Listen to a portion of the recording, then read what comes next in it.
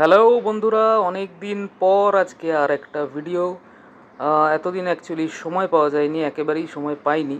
তো আজকে চলো তোমাদেরকে নিয়ে যাই একটা দারুণ জায়গা। মালঞ্চর নাম শুনেছো নিশ্চয়ই তোমরা। মালঞ্চ যেখানে মাছের বাজারের জন্য বিখ্যাত, বা মাছের বড় একটা হাট হয়। তো এই যে পৌঁছে গেলাম বাসন্তী হাইওয়ে ধরে। এইটা হচ্ছে বিদ্যাধরী নদী।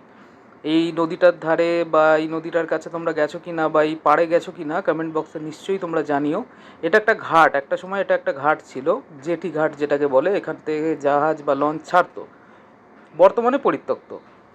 আর এখান থেকে কিন্তু এখনো পর্যন্ত, এই দেখো এইটা হচ্ছে রাস্তা, নদীর পাড়ের রাস্তা যেটাকে বলে।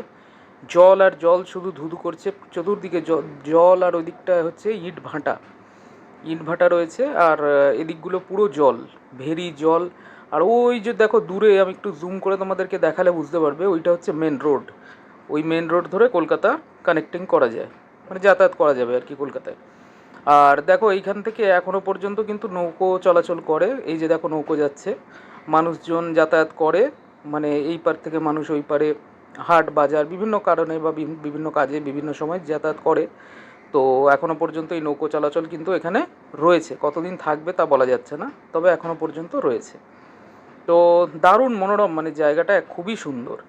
এখানে আবার জোয়ার ভাটার সময়, মানে জোয়ারের সময় এই যে পাড়গুলো রয়েছে এগুলো পুরো ডুবে যায়।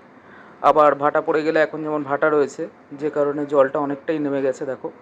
ওই পারে বড় বড় সব সমস্ত ইট ভাটা, এখানে প্রচুর ইট ভাটা রয়েছে। ওই দেখো ধোঁয়া উঠছে, এখানে ইট ভাটা। এখান থেকে ইটও অনেক কম দামে এখানে পাওয়া যায়, যা শুনলাম আর কি এখানকার মানুষজনের কাছে। আর এই যে চলে এলাম দুপুরবেলার টাইমটায় আমরা পৌঁছেছিলাম, সেই কারণে এই যে ওইটা হচ্ছে হাট, মানে অ্যাকচুয়ালি মাছের হাট বলো বা মাছের ডাক বলো, যেটা হয় আর কি। এই দেখো এখন বন্ধ। তো সকালবেলা এক টাইম হয় আর সন্ধ্যাবেলা এক টাইম হয়, তোমরা গেলে যেতে পারো। একদম মানে সোজা রাস্তা, বাসন্তী হাইওয়ে থেকে একদম সোজা ঘটকপুকুর হয়ে মালঞ্চ আসা যায়। খুব বড়, মানে হাটটা খুবই বড়। মানে বোঝাই যাচ্ছে যখন আর কি ডাক হয়। যার দোকান দেখলাম, প্রায় 100-150 দোকান মাছের। তো মানে বিভিন্ন প্রকারের মাছ এখান থেকে, মানে গোটা কলকাতা কেন, কলকাতা পার্শ্ববর্তী এলাকা সমস্ত জায়গায় মাছ রপ্তানি এখান থেকে করা হয়। নিজেরা এসেও এখান থেকে কিনতে পারো। এই যে ছোটো ছোটো সব পেটি রাখা রয়েছে, শোলা বা থার্মোকলের পেটি, এতে করে প্যাকিং করে ওনারা দিয়ে দেন। তো তোমরা একবার গিয়ে দেখতে পারো, ভালো লাগবে। তো তোমরা কে কী করলে জানিও প্লিজ।